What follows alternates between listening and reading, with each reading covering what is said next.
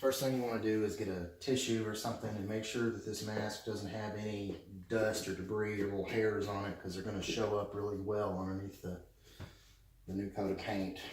So just anywhere, kind of see little hunks of latex or dust or glue or anything, just make sure you get those off so they won't be there. You might end up with a couple when you're done, but don't worry about that. That's the compressor.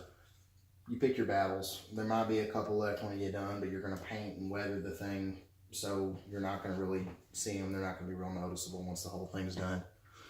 Got our airbrush here. We're using 40 psi. Now the thing about this airbrush is you can adjust the pressure here, and you can adjust the paint flow. So what you want to do is you want to kind of, well, play with it on a wall or something to make sure you're not just spraying a ton of paint at it at a ton of pressure. You want it to be kind of focused in on this. Try to turn the ceiling fans off too, so you don't have extra wind blowing your paint around, but give the paint a little shake. Kind of start with an ear, where you've got like a crevice. See how far away I'm holding it. 2 or 3 inches away. You don't want to see how I keep my hand moving, because you don't want to just spray and have paint clump up in one spot, and then you'll have a big spot where it starts to run. So keep your hand moving back and forth. Okay. That happens sometimes. See, the paint stops, it clogs up right there because latex likes to bead up. So you just kind of clean that out with your fingernail. I got a little sewing needle that I use when that happens.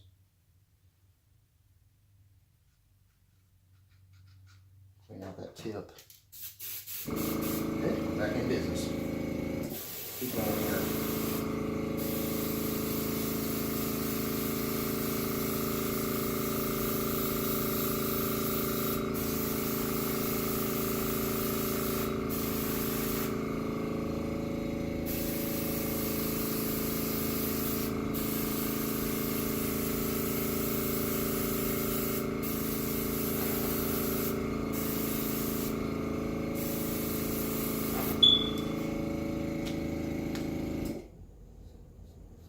This is an inexpensive airbrush, and people will tell you that that's why it clogs. No, it clogs because you're using latex in it.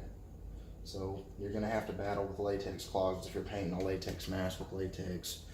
Maybe if you use acrylic inks, or if you use Pax paint or something, which is like a glue that you mix with paint, it won't do that as much. But when your latex likes to dry up in little beads inside of an airbrush, so it's not always gonna just be a real easy job. You're gonna have to stop and do battle with latex clogs.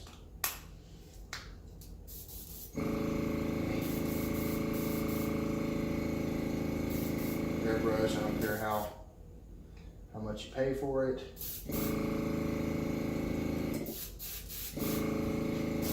Clogs, latex clogs.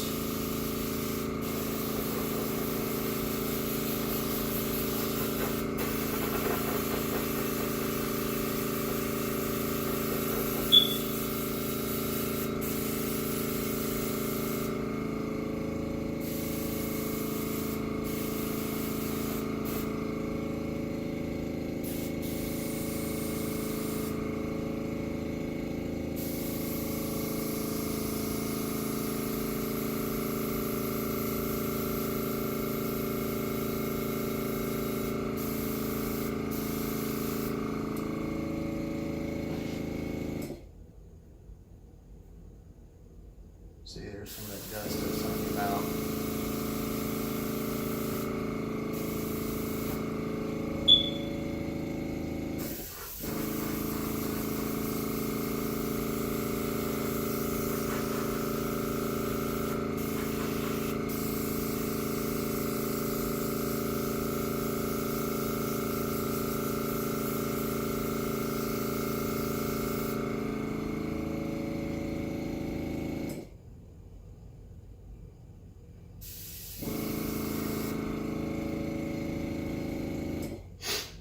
got started, I cleaned the whole mask off except for this part where hair is going to cover. So yeah, I'm kind of cheating a little bit by not painting the whole thing, but that's okay. We're not going to see it. We're just going to put hair and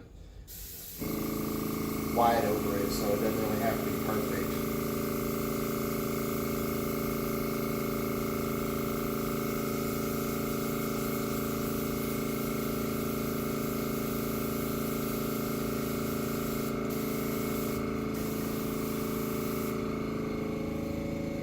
Latex clog, lovely.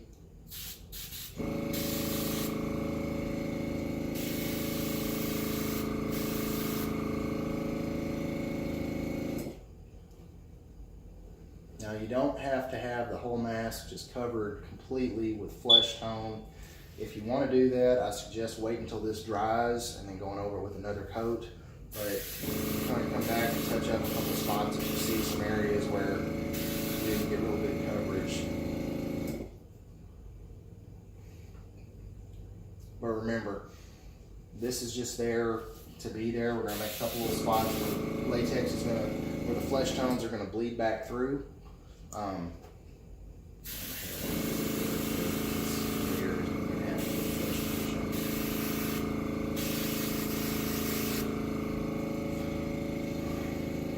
But it doesn't matter because this is just there to have as a background. We're gonna, like I said, we're gonna have a few isolated areas where we're gonna make some flesh tones bleed back through, but it's not critical. This is not what we're gonna see when the finished product is done.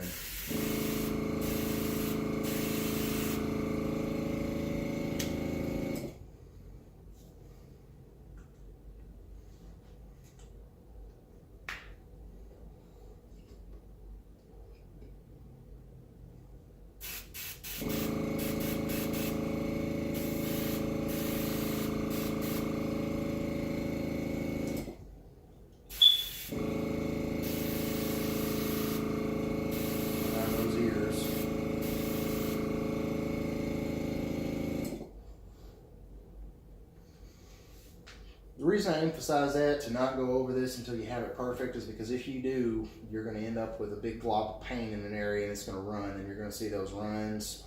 You'll see it when you paint over it on the white coat too. So right about like that,